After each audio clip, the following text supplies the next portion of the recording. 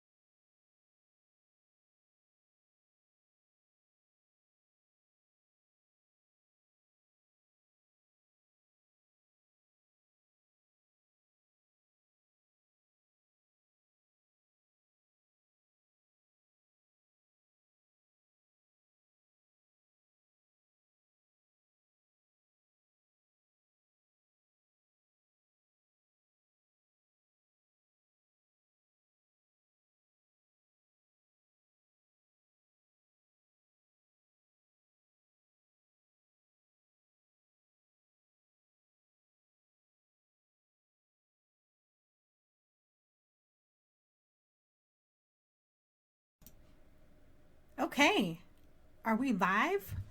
Here we go. I think the volume is on. I can see little bars migrating, so hopefully you can see it too. So this is our first evening webinar, so welcome.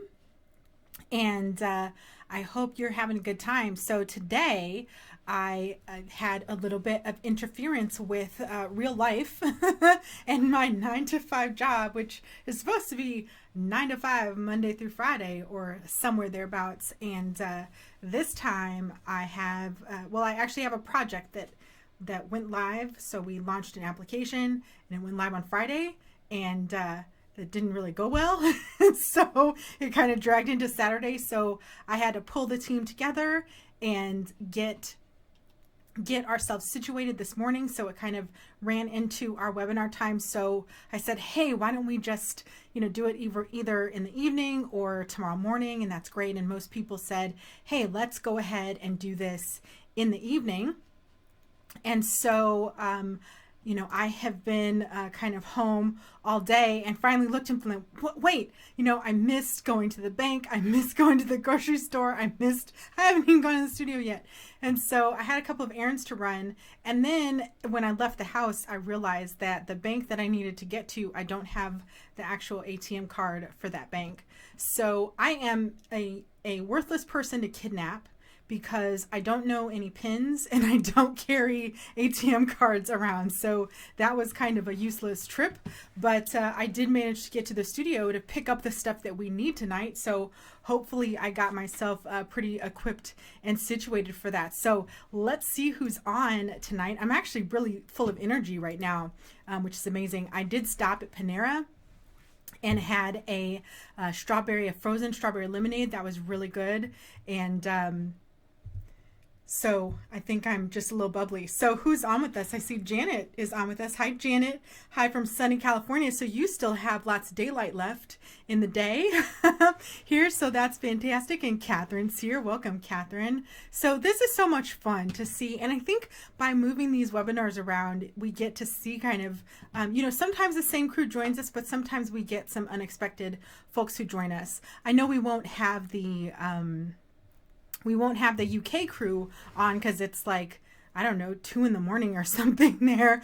But we might get somebody from Australia because it is just morning over there. So, maybe we'll get lucky and still go international today. So much fun. So what you guys think of the block this week? So it's all English paper piecing.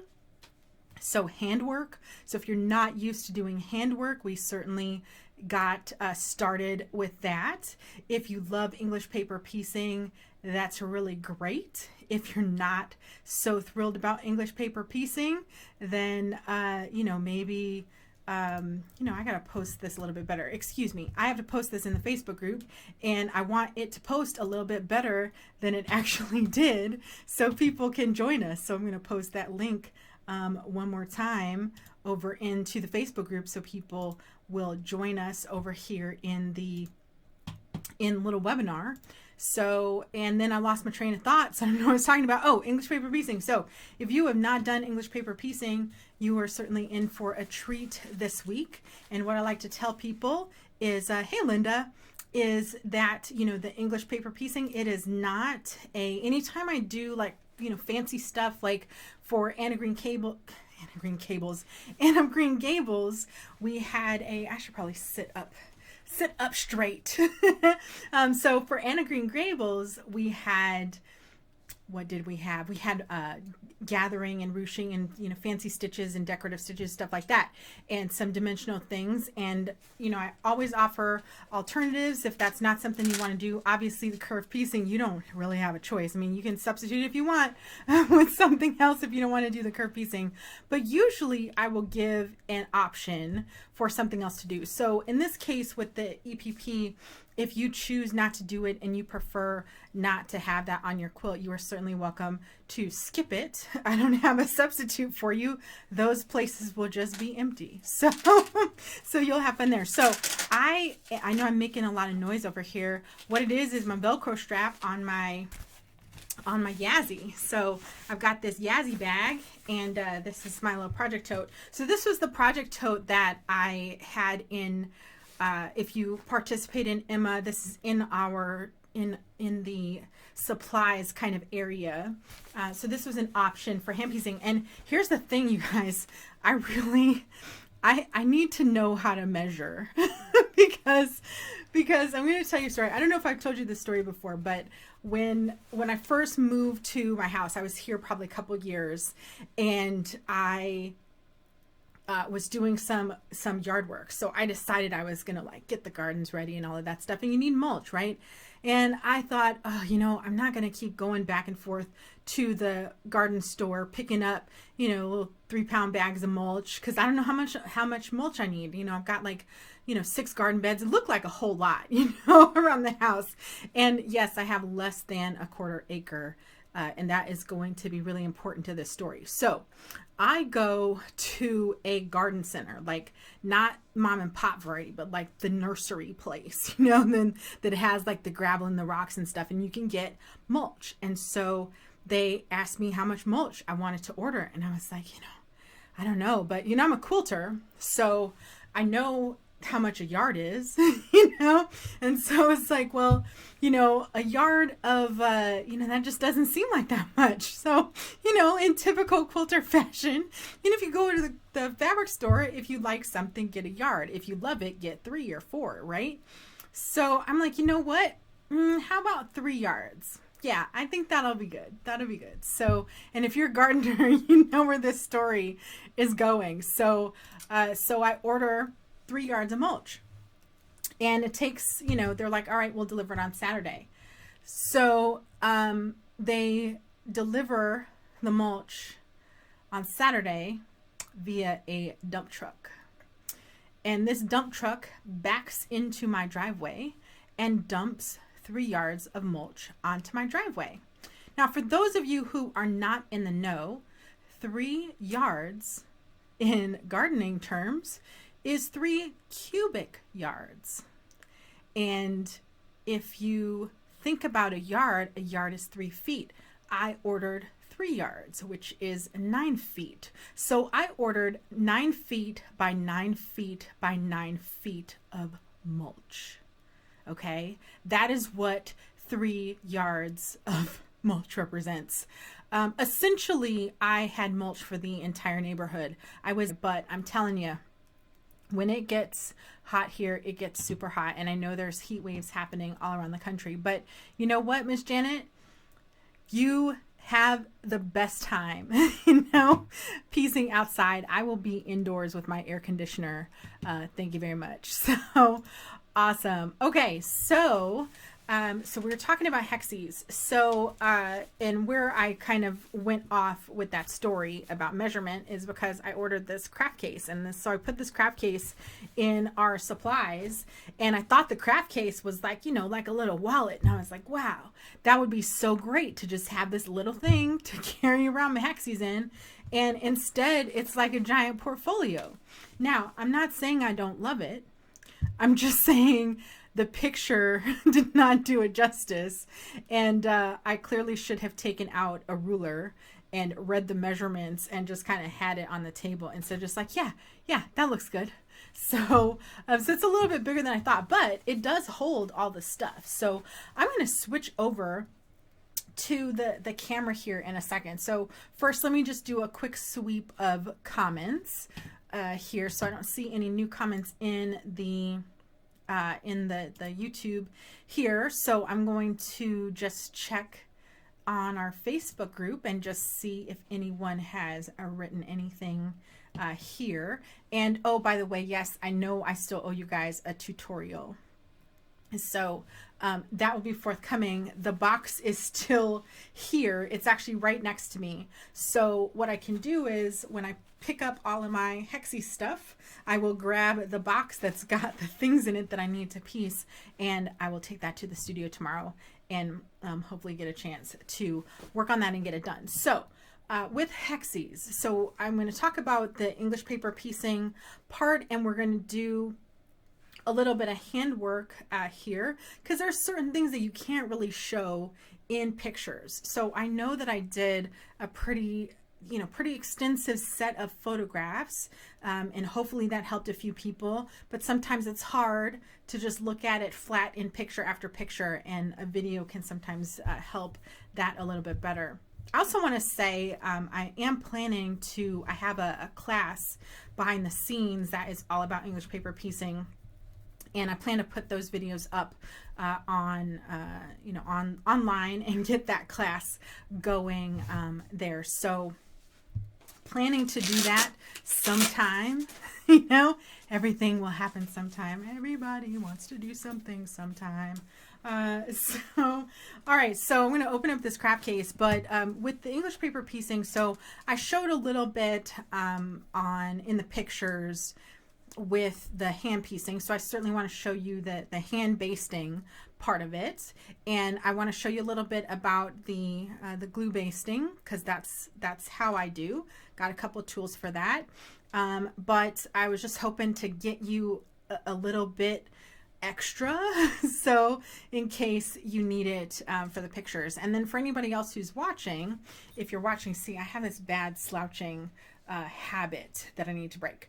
But, for anybody who's watching and you haven't had a chance to, or you don't do English paper piecing, or you just want another video on EPP, we're going to do that. So before I switch to their camera, like I said, one more sweep. Janet says, I don't have any air conditioning except for the Pacific Ocean breeze. And then she said, yeah, the pouch is bigger than I thought it would be too. So yeah, sorry about that. But it's still a great pouch. It's a great pouch. It's just not as portable as we were all thinking that it would be. So, all right, let me switch over to the other camera here. So we can, I think I'm going to switch to this camera. Oh, that is so not I'm trying to switch to it. That is not the angle that I'm looking forward to. So there is something to be said about slouching, I have to say. That makes it a little bit better, but I'm just going to adjust the camera angle here just so that it is not so personal here. So all right, so we're just going to adjust ourselves out of the way. And you know what I need? I need like something white, and I think a Hexie is going to fit the bill. So sometimes with this camera that I have is an auto adjust camera. So actually, let me switch over to it. So this camera is an auto adjust camera, and what happens is, it'll look at things and decide, I think you are actually this color. So if you have a bunch of gray things, it takes on kind of a bluish purple cast, which is not the look that we're going for. So here are my EPP supplies. So we'll just pull this out. So I did want to show you the pouch. So the pouch is, you know, it's got, I haven't filled this with all my stuff, but this pouch has several pockets. So there's a giant pocket on this side where you can put a lot of stuff in, and then there's a single pocket here, and I just have a pair of scissors. There's a divided pocket on this side, and I wanted to show you guys. So I have a question. So I am working on, oops, got a lot of stuff going on over here. I'm actually working on launching a new binding tool. So here's a sneak peek of my binding tool. Isn't that cute? So, all right, so working on that, and also updating my binding book because I have a whole bunch of classes to teach this fall. And then I've got my, I'm going to pull this out. These are my glue sticks, okay, and refills, okay. And then here's another pocket on this side. So, and there's actually two pockets on this side, clear pocket and then not clear pocket, and then all of that closes up with the Velcro. So neat little thing here. This would also be cool for, you know, doing a little bit of embroidery on the outside here. So that might be a little bit of a fun project to start at some point. All right, so this is handy dandy pre-cut hexagons. Okay, so these pre-cut hexagons, and sorry, I'm just always trying to make sure I keep up with our chat here. All right, so these are pre-cut hexagons, and I get these from Paper Pieces. Yes, I have a die cutter, and yes, the die cutter is happy to cut these for me, but I just have just over the years, I have a ton of hexagons. So I have not run out of my pre-cut hexagons and had to, you know, use my die yet for these. And I believe Paper Pieces, they laser cut their papers and I die cut my papers. You can also get a hole punch. I don't need to pull out all of them. I can actually leave some of them in the bag. So you can also get a paper punch that has the hexagon shape. The thing to keep in mind about the hexagons is that hexagons are measured by the length of the side. So in quilting, we're typically used to measuring, you know, the height and the width of things or how they fit into a finished block. But hexagons are a little bit different in that we measure them by the length of the finished edge of the hexagon. So this side is 1 inch. So that makes this a 1 inch finished EPP paper. Now your fabric, which sounds counterintuitive, but if your hexagon has a 1 inch finished side, the paper that you need to cover that is a 1 1/4 inch. So you don't go up a 1/2 inch to the next size hexie. And again, it's because we're measuring the length of a side. So you really just need, once you have, and you can see here, I know this is so, it's very bizarre, but if I kind of center or kind of shift my hexagon off to the left, so you can see that this way, sorry, I'm trying to arrange this, but the camera is facing opposite me, so I can't see what I'm doing. But if I put the hexie here in the upper corner, you can see that I have plenty of room. Just so if I center this hexie here, I have a 1/4 inch to turn over. Now you could go up a 1/2 size, but you're going to have a lot of fabric left over. And then the one thing that I don't have with me is a square. So alternatively, let's see here. Oh, I don't have a square, but I do have a Post-it note. So alternatively, and this is a bigger Post-it note than you would need. This is actually an enormous Post-it note. But if you have a 2.5 inch square, a 2.5 inch square is big enough to go around a 1.5 inch or a 1 inch finished hexie, excuse me. So you can see that this 3 inch Post-it note is absolutely ginormous. And I'll probably just completely encase my Hexie in here. But the idea here is that if you're working with a square, you can just wrap all the edges. And like I said, this is way too big of a paper, but if I had a square, a 2.5 inch square, it's actually plenty of fabric to go around. So that's just a rough demonstration if you prefer to work with pre-cut squares. So those little mini charm packs are actually really great for English paper piecing at this size. So in terms of hand piecing, I mean, you can hand piece whatever you want, but the typical size for hand piecing ranges anywhere from 1/4 inch. So yes, they do make Hexies that small, 1/4 inch, all the way up to about a 2-inch side. There are Hexies that are bigger than that, but once you get to about a 2-inch side, to me, it's just, I might as well machine piece them at that point. So I don't usually go any bigger, you know, than 2 inches for hand piece Hexies. And honestly, even at this size, I'm like, can I machine piece these? Because this hand piecing thing is for the birds. So that's kind of my attitude. So some other supplies that you just need kind of in general, we'll move that out of the way. So your needles. So I had been traditionally using betweens, and it's amazing. I can't tell you how many variety of hand needles there are. It's amazing. But what I have been doing is I switched to, instead of using betweens, I switched to straw needles or milliner's needles, which are much longer. So the needle is, I typically use, I think, oh gosh, what I use? I use number 10 John James needles betweens for like binding and this. So those needles are pretty short, and these are super long, if you can see that.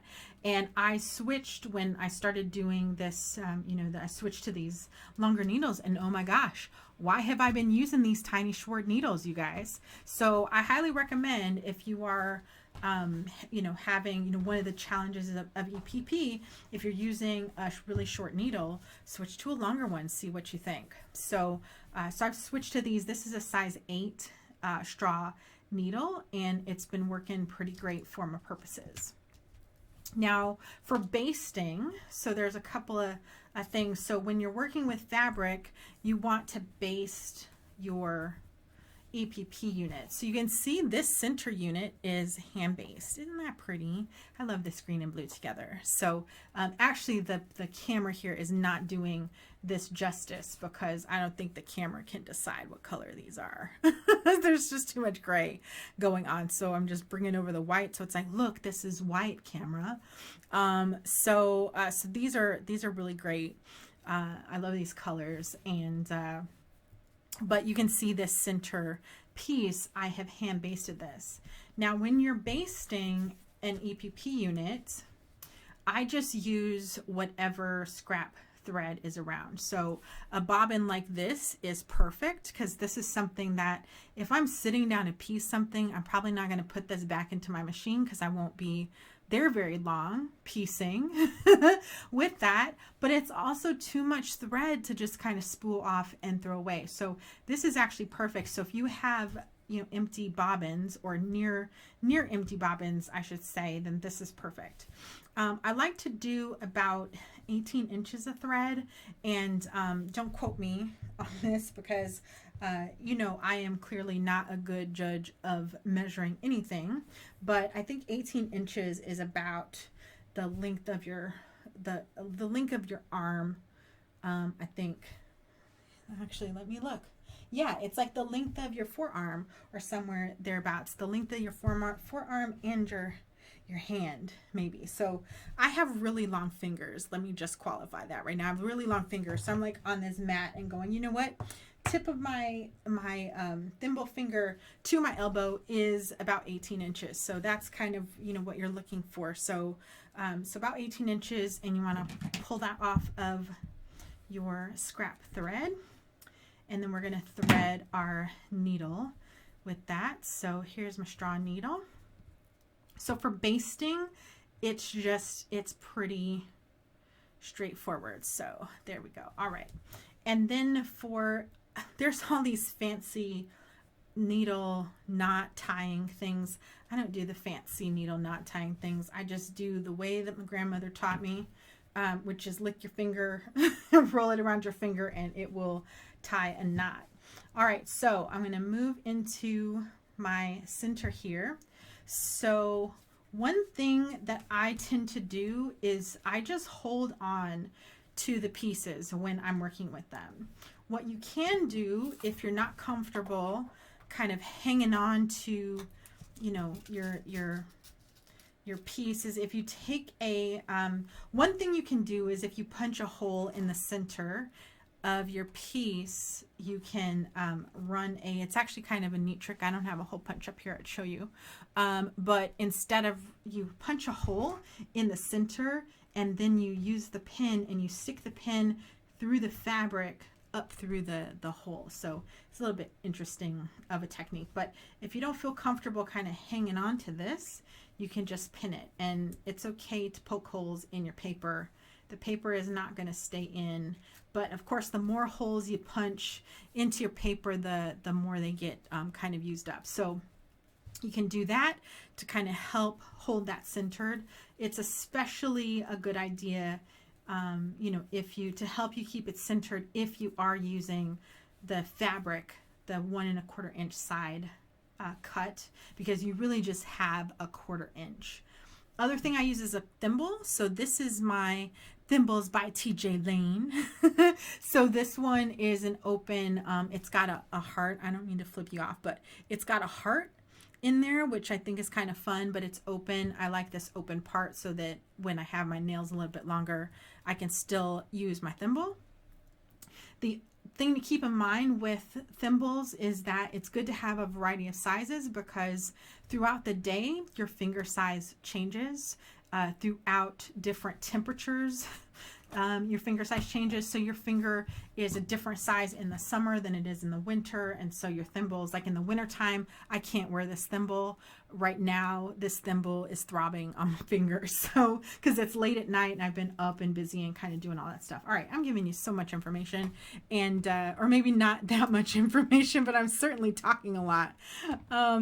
Awesome. So I'm just checking. Don't see any questions. All right, so let's keep moving here. Okay, so I've got my needle threaded with the 18 inches of thread, so I don't want to, and I've doubled it on the needle, but the knot is only tied in one end. So what I do first is I fold one edge over and I give it a little finger crease to the corner, and then I fold the next edge over. So this is me creating my first corner, and it's hard for me to show this to you upside down.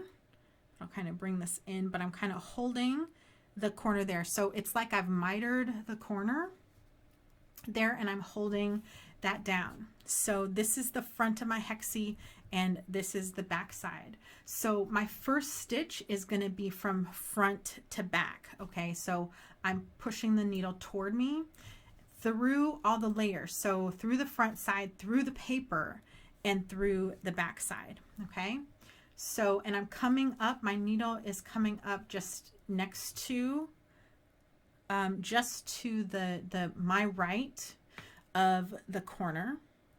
And then my next stitch, so when I pull the needle through, what that does is the knot is on the outside, and don't yank it too much because you don't want to pull the knot all the way through. So first stitch is from front to back, so toward me. Next stitch is going to be over, so I'm going across the miter that I folded down into all three layers, so it's back to front. And so my next stitch is like very close to the first stitch, so I'm just coming in and securing that corner. Okay, so that's my first stitch. My next stitch, to do the next stitch, I have to fold down the next corner. So just the same thing, I come over to the next edge to the end and tuck that corner in. Needle goes from back to front, just to the right. So as it's facing you, just to the right, if you're right-handed, of the miter, and then to the left. So you're trying to catch the miter in your basting stitch. So you can see on the back side, that's my jump stitch from corner to corner. Okay, so this is the next one. So working my way around to the next corner, folding down my miter, back to front, or sorry, front to back, to the right of the miter, and then back to front to secure the miter. So that's just me working my way around. So you can see this is something that, you know, it's really kind of mindless sewing. So you can sit in front of the TV if you're on a road trip. You can sit in the car and do this if you are not one of those folks who gets seasick or car sick or motion sick in a moving car. I do not have that problem. My problem is more that I have a tendency to fall asleep in a moving vehicle. So I can't get very far in a vehicle without falling asleep. So I can't really do handwork in the car because I will just be knocked out. All right, so I'm working my way around to the last corner here. So I've got everything but this last corner secure. So front to back, back to front.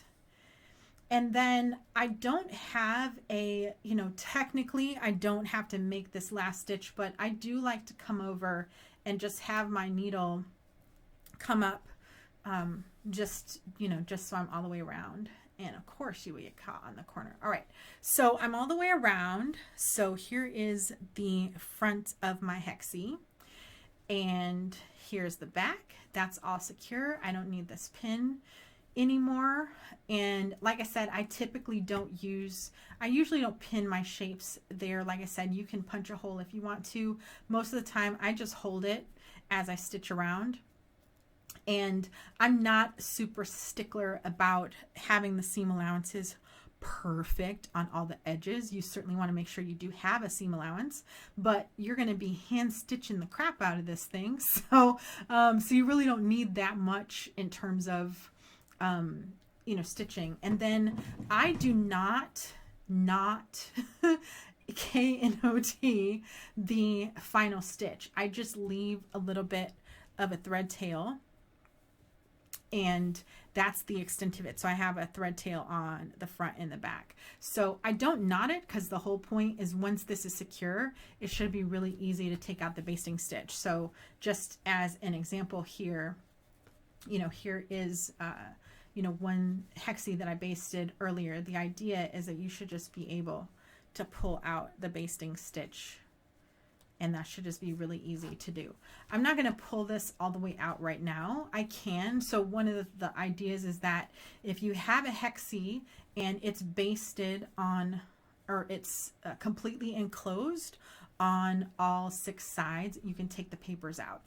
And your papers, you should be able to, so when you're hand sewing, your paper should last you, you know, I don't know, I haven't counted, but your paper should last you a little bit. They're not like forever, you know, they get beat up and creased, and you know, sometimes the edges get abused if you're really aggressive folding things over. You should be able to use those a few times. If you're glue basting, they don't last as long because the edges get pretty mangled and thin depending on how much glue you're using. But you know what? Junk mail comes to us all the time, so you can use that. The one thing I will say is try to be consistent in the weight of the junk mail that you're using, because the thinner the junk mail, the more you're going to be folding over the edge, and the thicker it is, the less you're going to be folding over the edge. And if it's too thick, you're actually changing the shape of your Hexie, and then they don't fit together as well because you have different you know, the fabric's being taken up in a different way. If it's too thin, you have a tendency to roll the edges of the paper Hexie, and that makes them smaller. So that's something to keep in mind. I'm going to pause for just a second and see if there's any questions. So Janet has a question. She said, are you catching the paper in the stitches? absolutely am catching the paper in the stitches. So for basting, you are stitching through all layers. Okay, so it's just back to front. It's like a, I don't want to call it a stab stitch. I think it's a stab stitch where you're just going, you know, through. So yeah, this paper is stitched in to the center. So, so absolutely I'm stitching through the paper. So that's why the papers eventually kind of fail, because they're, you know, pretty soon they'll be like, you know, there'll be so many holes that you won't be able to secure it with anything. But yes, absolutely. That's one of the things with basting, with hand basting, is you are catching all layers. So you're stitching the paper in so it stays. Okay. So I'm going to do one more hexie because I want to actually show you the sewing part, the stitching them. So I'm going to do one more hexie here. I'm not going to pin the center because I want you to be able to see that, yes, you can hold these and keep them fairly steady. So here's my hexie roughly centered. Oh, wait, before I do that, oh, you know what? It is somebody's mowing their lawn. So I'm going to do my old-fashioned knot here in the end. My knots are not beautiful, but they are secure. All right, so I'm going to take this guy and fold over one edge so that I can miter the corner. So edge number 1, edge number 2. And I'm just pinching it with my fingers and holding it there. So once again, needle front to back, through the paper, through the layers of fabric, to the left side of my miter, and then to the right side so that I can miter it. Okay, so I can secure that corner. And yes, I did see my hexie shift a little bit, which is probably why you want to pin it. But I am the rebel without a cause. And so I'm just going to keep working my way around, folding that edge over. Maybe I should start pinning. I should start pinning these. So, all right, so to the right and then to the left, through all the layers. And with 18 inches of thread, you should be able to do 2 hexies without having to rethread. The one thing you want to be careful about is don't pull too much thread off. Oh my gosh, can you hear that? So there's probably a reason we don't do Saturday night webinars. People are mowing their lawns. Well, you know what? In the wintertime, maybe it's a little bit better unless it's snowing. All right, so you don't want to do thread that is too long because it gets to be unruly and it catches on things, and you know, and you get knots, and the thread gets a lot of tension or friction on it from just going, you know, through, because you're going, remember, you're going through the fabric, through the paper, so it gets a lot of friction on it. So, and that can wear down a thread, having to go through all those layers. So, and the thread that I'm using, again, it's just, I don't care what kind of thread it is. It is garbage thread.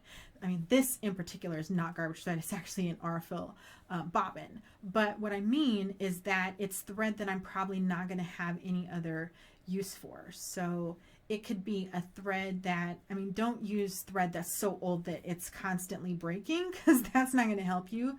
But like if you ran a bobbin of some, you know, some color thread that you're never going to use again, instead of just pulling all the thread off, just use it to baste your hexies, because the color doesn't matter. It's that thread is going to come out at the end. So so for basting, it does not matter what color thread you use. I have a different opinion when it comes to the actual stitching of the hexies, which we're going to get to here in just a second. So this is my last stitch, and we're going to cut that. So can you see that this is what's left of my, you know, 18 inches approximately of thread. So I was able to baste 2 hexies before it's time to rethread again. Okay, so I'm just making sure I don't lose these pins. So and you really don't need pins for the rest of these steps. But what I'm going to do next is just switch to a different thread So remember, for basting, we don't care what color it is. We don't care what weight it is. We don't care what type it is. Just as long as it's not constantly breaking on you, because that'll be more frustrating than anything. Plus, you do want basting to be pretty secure. So now I'm switching over to a really decent thread that I'm quite a big fan of. So this is another Aurifil thread. This is 80 weight. So it's a thinner thread. It's still 100% cotton, but this is a thinner weight thread than the piecing weight.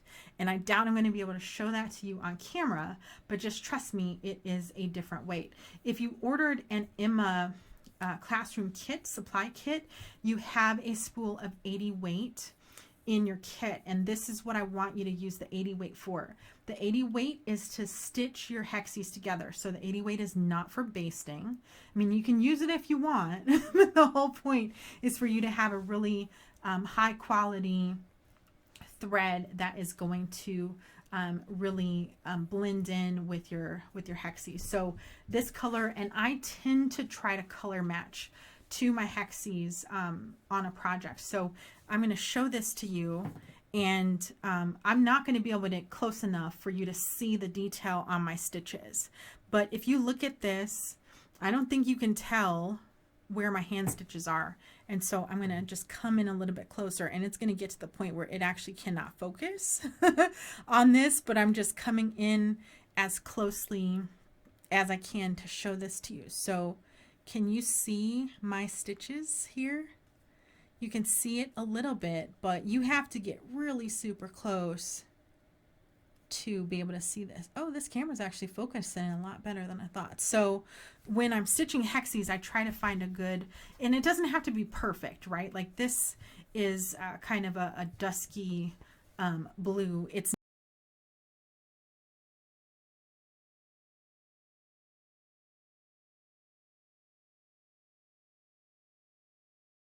not the perfect color for any of these things, but it's real blendy.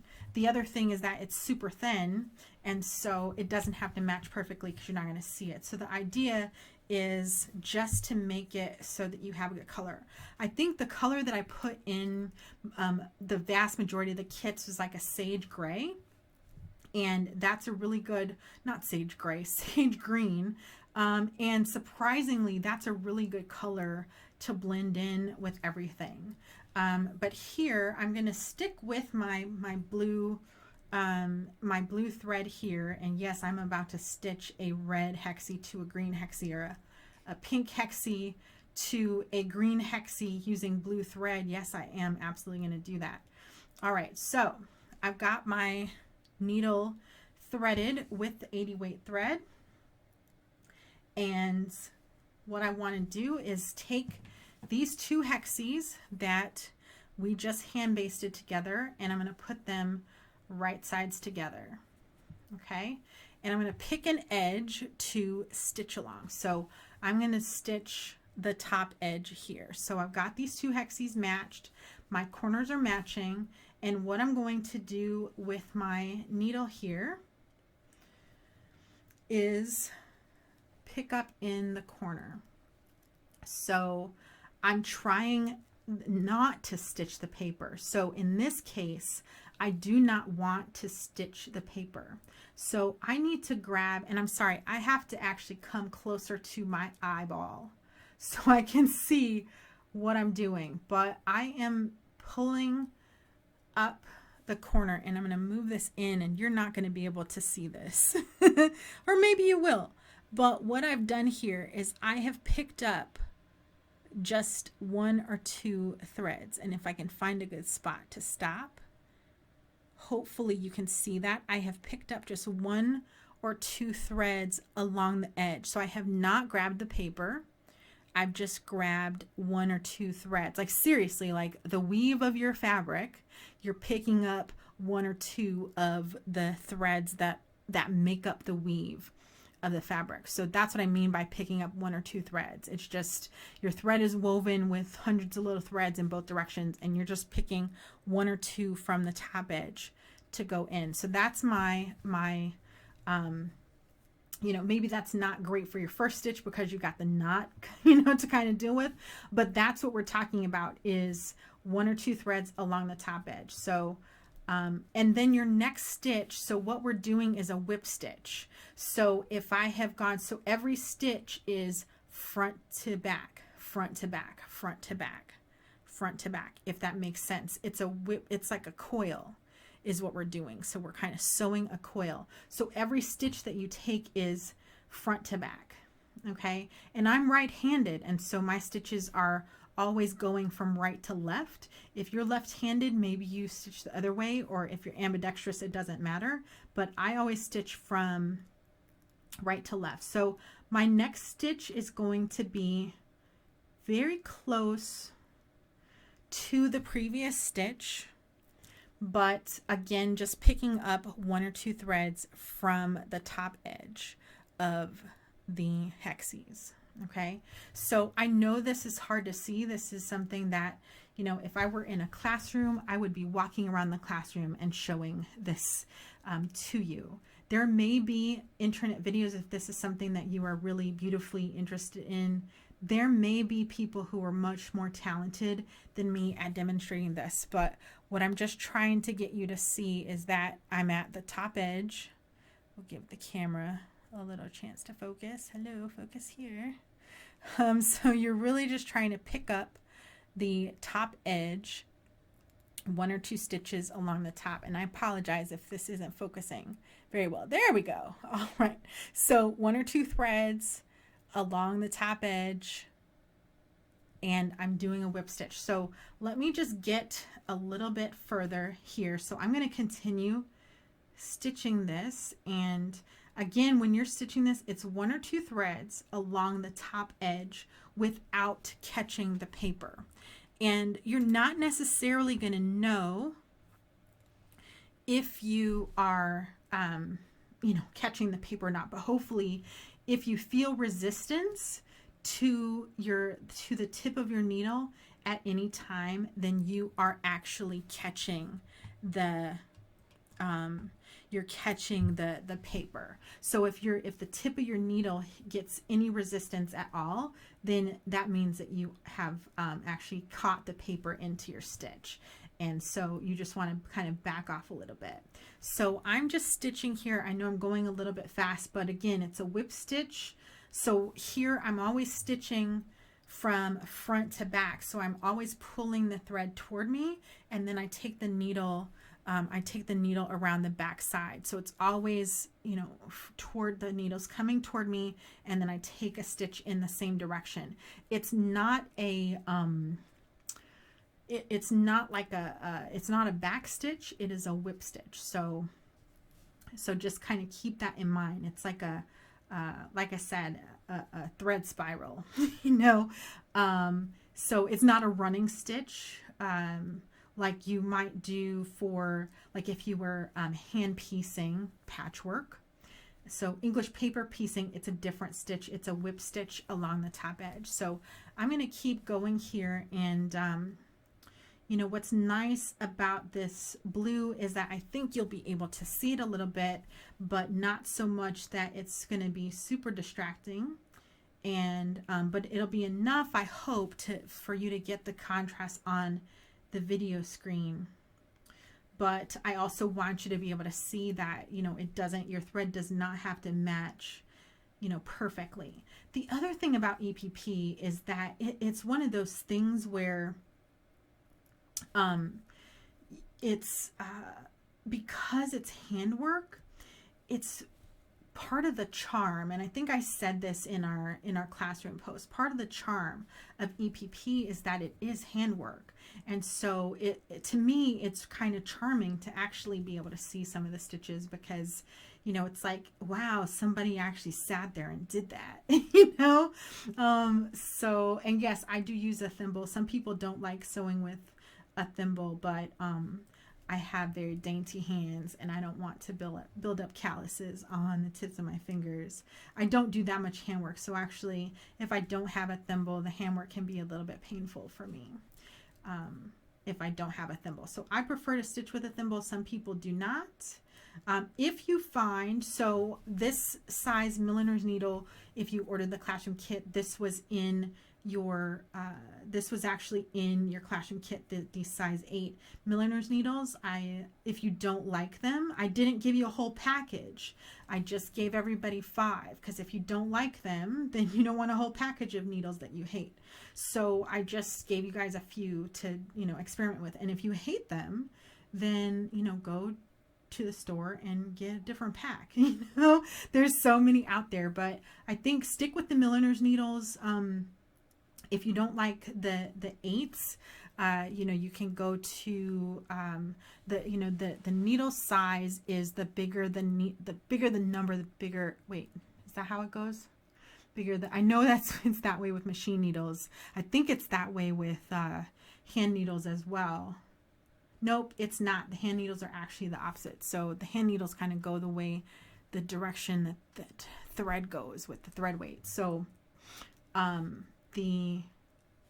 okay, don't quote me on that. I'm not going to start that conversation until I know for sure. But so I can't remember honestly with the hand needles. I'm trying to remember. I have this chart in my head and I'm trying to remember. I think the 22s are like the 22 straw needles are like very I think those are the fat ones, but they might just be the super skinny ones. I don't know.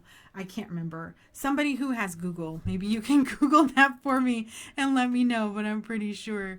And Janet says she's a lefty, so Janet goes from left to right. So, just do what feels comfortable to you. Maybe because I'm in the video, it's actually perfect for lefties because it looks like I'm going the opposite direction.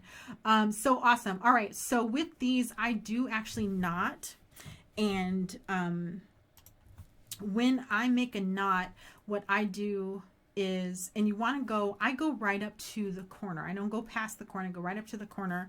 But when I make a knot, I come into that miter, and that's where I take my knot. So I'm on the back side in the seam allowance. So I take my knot in the seam allowance so that I don't risk actually pulling that out. And I do a double knot. So I kind of double the thread and pull it, and then I take another stitch and just kind of bury a length of thread underneath that seam allowance. So oops, so I just insert my needle into the seam allowance and just take like half an inch or something like that just to bury my thread back there, and then I can clip the thread. Okay, so that's me having stitched 2 units together. Okay, so I'm going to come into the camera here and see, will it let you, I got a little smudge of something. All right, so here's the edge. We're going to make the camera. Come on, camera. You can do it. Come on, camera. You can do it. It's trying. Okay, there we go. So you can see my whip stitches there. Sorry, I'm trying to put I'm looking in the wrong place. I'm looking at my computer screen to try to see the needle. Okay, there we go. So there are my whip stitches. The camera's like, why are you so close to me? Back up. Okay, so I can't get it to focus on on that edge. Come on, you can do it. Okay, so you can kind of see my stitches there. And then if I open this up to the back side, you can't see my stitches. All right, there we go. So that's a good look. All right, so if I kind of bend this down, the Hexies are not going to be bent this way, but I'm bending this down. So can you kind of see you can kind of see my stitches there on that edge. But with the Hexies kind of opened up. Oh, it doesn't like the pink and the green. It's like, I don't know what color you are. What color are you? Are you red? Are you pink? Are you green? I don't get it. So you can see that even with the blue on the pink and the green, you still cannot see, I mean, you can, if you look really close here, you can see my whip stitches. But the idea is that you're getting your stitches along the top edge. and you're grabbing the threads along the top edge so that when you open these up, you don't really see the stitches. So that is my EPP piecing technique. So that is, you know, how you stitch the two together. So if you look in the, what do you call that? The classroom, I took a bunch of pictures, and then also Linda did a fantastic job of kind of sussing out how to attach these together. So everybody has their own technique for grandmother's flower garden, right? Like I prefer the technique where I stitch the center to one, and then I kind of work my way 2 edges at a time. So what I do is, you know, I get this first edge done, and then my next stitch is going to be from here to here and then to here. And sorry, let me look. Okay, John James says, thanks, Janet. You're so great. So John James says the larger the number, the finer the needle. Okay, so the 22s are going to be finer. That's such a great point. Thank you. Because my 10s are thinner than the 8s.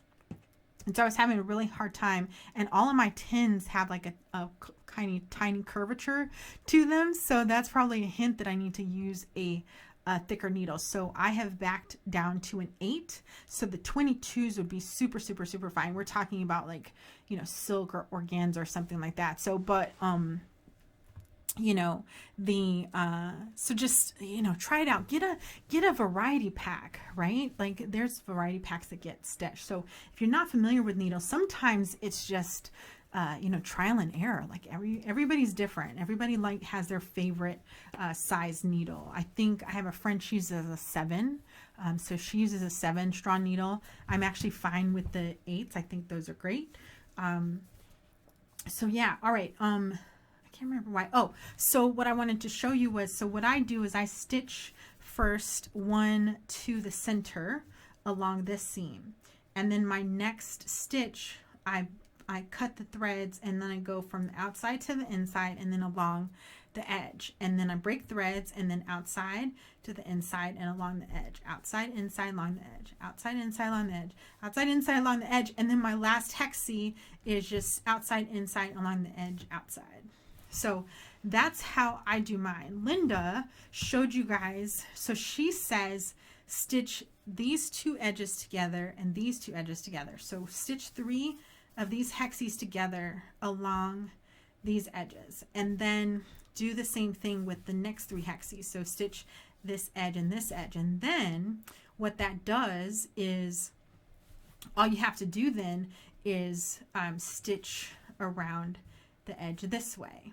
So so then you just have these 2 edges to connect, and then you can go all the way around the center. Another technique that people use is called the ladder stitch. I have not mastered it, but some people can do this where they actually lay the hexies that they're connecting flat in their hand, and they stitch, they use a ladder stitch holding the hexies flat. So they just kind of move along and they can stitch those flat. And that the ladder stitch helps you hide your stitches better, because instead of trying to look to see where on the edge you are, you're actually catching the seam allowance in the back. So with the ladder stitch, you really don't see stitches on the front. But that's getting into like some more advanced EPP techniques. What I would say is just have fun. You know, don't worry about, oh my God, my stitches are showing or anything like that. So if you have the classroom kit, I have given you the thread in that kit, that 80 weight. It's on a wooden spool. That's how you tell the difference. It's on a wooden spool. It's just so fun. But the 80 weight, it'll also have a, you know, it also has a label that says 80 weight. But I've given you that thread that's super thin, that's not going to show in your stitches. But don't worry about that so much. Like the thing that you should just be focusing on is just having fun and getting used to the technique. So it can be very addicting, you know, these little hexies. What else can I tell you? I'm going to go back to, where was I? Okay, Linda says, I've never done this before. It looks like fun. So I think you're going to have fun with this, Linda. It is fun. I don't pull out my hand stitching enough, to kind of sit down and do it, but it's, it's really easy. You can just do these. And for the quilt, you have quite a few of these to do. So I would just say pace yourself.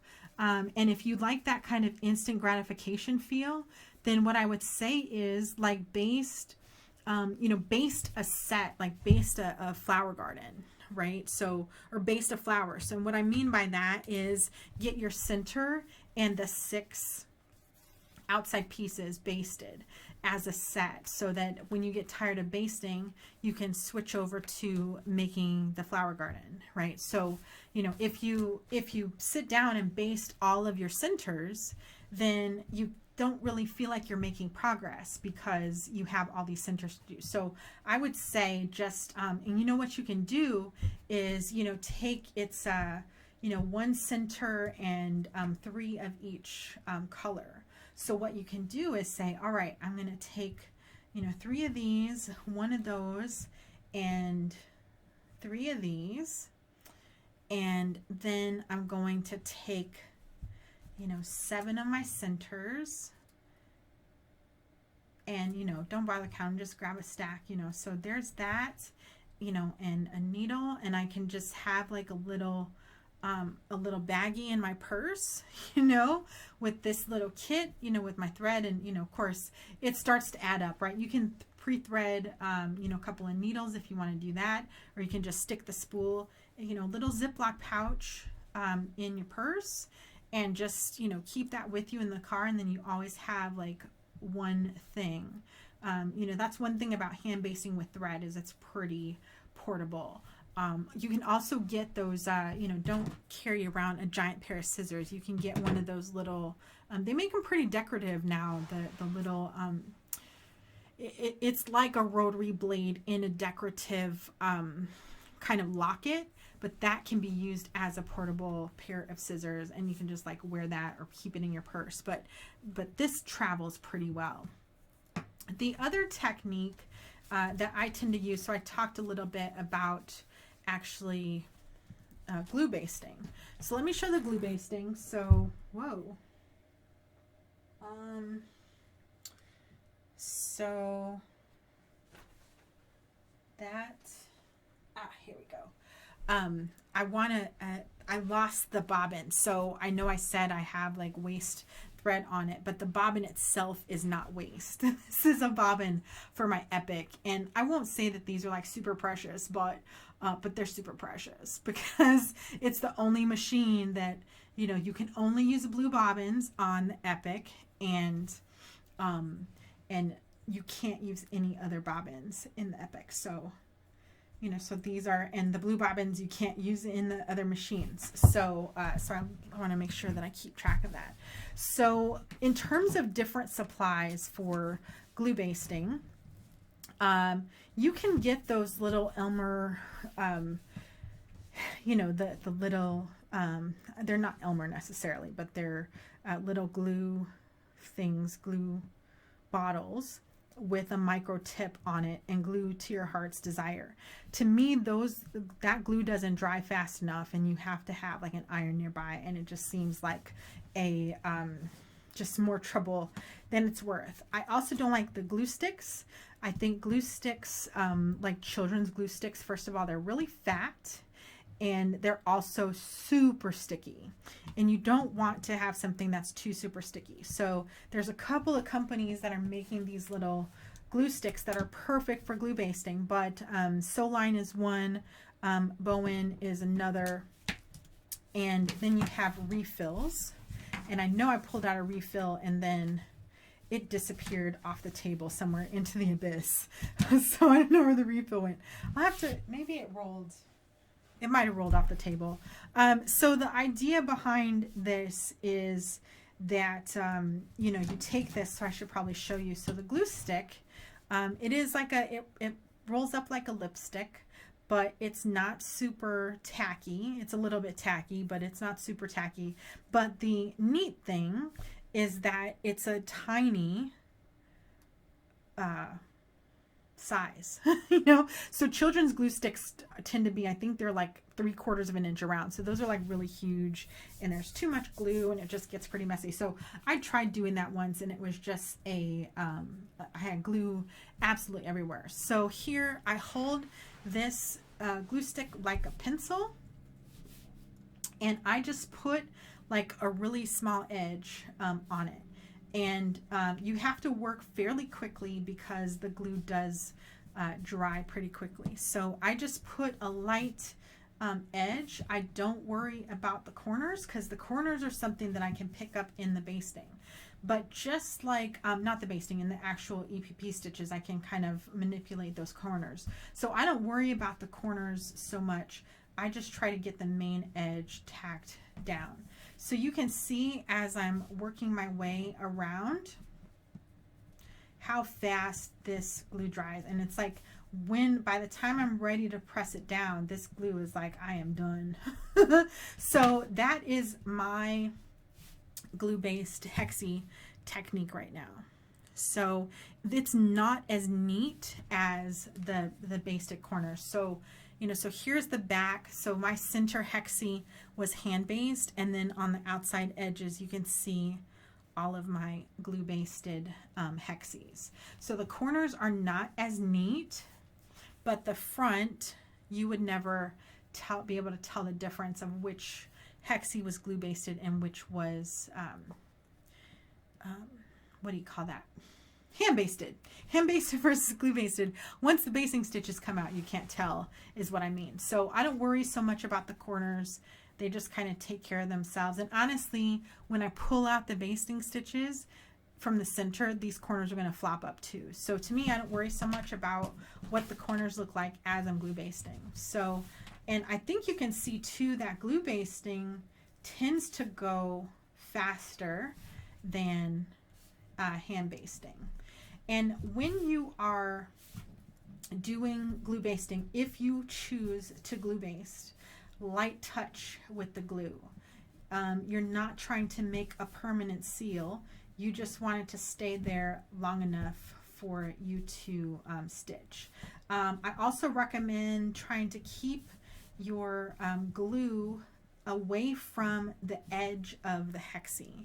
And what I mean by that is if you glue the edge, so I just put glue right on the edge. If you glue right along the edge, that is your edge where you are stitching, right? So you don't want glue in there because that can impede your needle from making contact. So just keep your glue more toward the inside. I also was at a quilt show the other day and found this little stiletto. It's a finger stiletto. And so I thought I would try that to see if I liked glue basting with the finger stiletto and if that actually helped me. So the idea with this is that instead of trying to get my fingernail underneath, I can use the stiletto to push the edge over. So it takes a little bit, to me, it takes some getting used to, and I certainly have not watched the instructional video on how to do this, but really where I can see this coming in handy is if I were doing iron work and I needed my finger, close to close to something, but I wanted to keep it away from the iron. This is also really nice for getting a sharp crease on the edge. So, that's also another tool. But I tend to, when I'm glue basting, yeah, that one was a little heavy. When I glue baste, I tend to travel pretty light in terms of my tools. I just need my glue stick. I keep a refill with you. You kind of need a flat surface for glue basting, where for hand basting you don't need a flat surface. I find that this is really hard to do in a moving vehicle. I tried to do this on the train once, and that's really way too much glue, y'all. I tried to do this on the train once with the glue basting, and it just was not I did not have a good time doing that because it was just too, stuff was kind of jumbled around. So you kind of need like a flat, hard surface to do this. So if you're in front of the TV on a TV tray, you know, that's perfect. But this is like, you know, I can glue baste, you know, probably 5 times as many as I can hand baste in the same amount of time. So, but again, be careful with the amount of glue that you put down, because if you put down too much glue, I don't glue the whole edge. I really just glue enough so that, you know, you kind of get the general shape, and it's a light swipe. And what you don't want to do is put too much glue down, because then it sticks to your fabric, sticks to the paper, and it's really so much harder to pull out. Now you're probably wondering, all right, well, once I've done that, how do I get glue basted papers removed? So I'm not going to fully remove the papers here, but I did want to show one way to get those out. And I don't have my stiletto here. Oh, but I have a finger stiletto. Ta-da! All right, so if you had a like a regular metal stiletto, or a bamboo stiletto, something like that. So what you really want to do is you're just getting the stiletto underneath the fabric and the paper and releasing the edge. So, you know, so that might have been like too fast to see, but what you're doing is, again, so because my corners are not super glued in, so you can see already that paper wants to come out there. So because the corner's loose, I can get the stiletto under there, and I'm really just swiping to break that seal. And if you put too much glue down, and here I'm going to try to sneak this guy back in, because I don't want this guy out until I'm ready. So I want him back in. You stay inside. I just loosened too many edges on that one. All right, there we go. So he's back in and he's safe.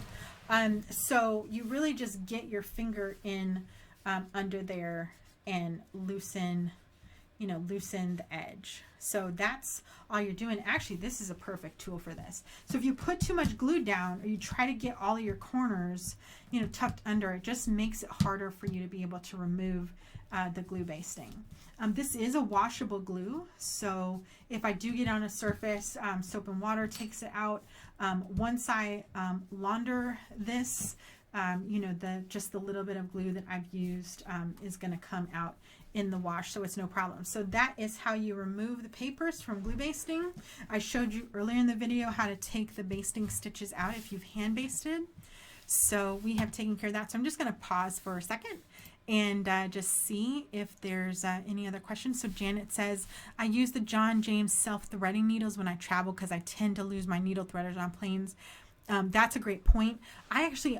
Sometimes I do this when I send out packages. Sometimes I'll put a combination needle threader cutter, and it's a little red combination device. But yeah, that's a good point. You know, using self-threading needles, if you don't remember to bring a needle threader with you, or you don't have your glasses, or you can't see the eye hole, you know, on the on the needle itself. So those are all really good things. So I'm going to just check the Facebook page really quickly to see if anyone has posted a comment here or has any questions on the video.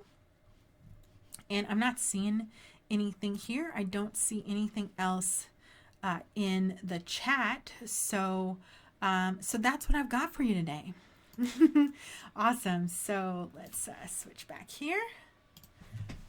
Awesome. So I hope that those techniques were really handy for you. And like I said, the photo tutorials in the classroom have, you know, there's detailed photos, but sometimes it's hard to kind of follow a sequence of a photo to try to get to where you're going. So hopefully seeing that on video was helpful. If you want to watch it again, I'll make sure that this gets posted to the classroom, and I'll also make the video public on my YouTube channel for those of you who aren't in Emma. It's not too late to sign up for Emma. We're just on block 4. Block 5 launches this week, but it's never too late, because when you sign up for one of my classes, you own it forever, and you can work at your own pace. There's folks who honestly are still working on the Downton Abbey quilt that I did back in 2014. No shame in that. I can't tell you how many Quilt Along quilts are still awaiting awaiting something for me to do. So don't worry about that. So if you want to join Emma, you just jump in where you're at or where we're at, and you work at your own pace. You can use your own fabric. You certainly don't have to get the supplies that that we're all using. You can shop your own stash. You can visit your local quilt shop and support them. But we're on the webinar pretty much every week. There's a couple of weekends coming up where I will not be available to run the webinar because I'll be either teaching or training or teaching. So, so we'll try to get those kind of, we'll see if we can get those scheduled midweek for those, and just to make sure we get our education in. So hopefully this was really helpful for you guys and you get your English paper piecing done. So that's going to be it for me. I'm going to have some dinner. It is, oh my God, I can't believe 8:44. How long have we been talking? Oh, I came on. I'm sorry. I did come on a little bit late, right? I think I came on like at 7:30 or something like that. I was just like, how did I get... Today has been... I know what it was. It's because I've worked. I've worked a full day. So I worked a full day, and then it was just like a work day because, you get off at 5 o'clock and then, oh my God, I got to run all my errands. So that's kind of what happened. And then you get home really late and you're hungry. And anyway, it's Saturday. If it's still daylight out, go take a walk, enjoy the rest of the daylight. And if it's not still daylight, that's okay. Go have dinner or whatever. But it was great chatting with you guys today. Janet, thanks for the kudos for giving a great demo. I'm glad you enjoyed it. And just stick with us. We'll be back next week, hopefully at the regular time for these. But you know what? You can always watch the replay. If you can't join us live, you can always watch the replay. Share it with your friends if there's something that you liked. So was really great chatting with you. Glad you enjoyed. Hopefully you got some good tips on English paper piecing today. And for those of you in Emma, we're ready for block number 5 on Wednesday. So that block will drop. And if you're not signed up for Emma, just go to lovebugstudios.com, click on classes and events, mystery quilts, Emma. So it's buried in there a little bit, but it's under the classes and events on the left hand menu. So you'll find all the information that you need there. If you want to join us on Facebook, we are facebook.com/groups/DAMQA, which stands for Designers and Makers Quilting Academy. So feel free to join us there. I am Ebony Love from Lovebug Studios. Have fun. Enjoy the rest of your weekend.